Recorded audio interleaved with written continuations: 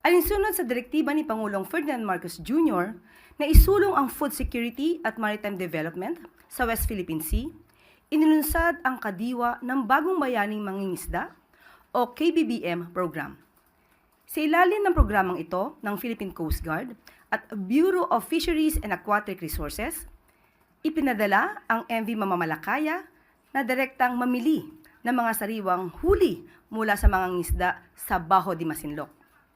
Bukod sa pagbili ng huli, ay magbibigay rin ito ng subsidiya sa krudo at yelo bilang tulong sa mga mangingisdang nahihirapan sa transportasyon at iba pang gastusin.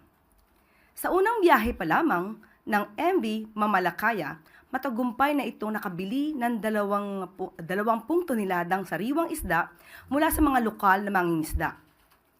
Sa KBBM, sama-sama nating itinataas ang dangal ng mangingisdang Pilipino habang pinangangalagaan ang yaman ng ating karagatan para sa kinabukasan ng buong bayan. Para ito sa bagong Pilipinas.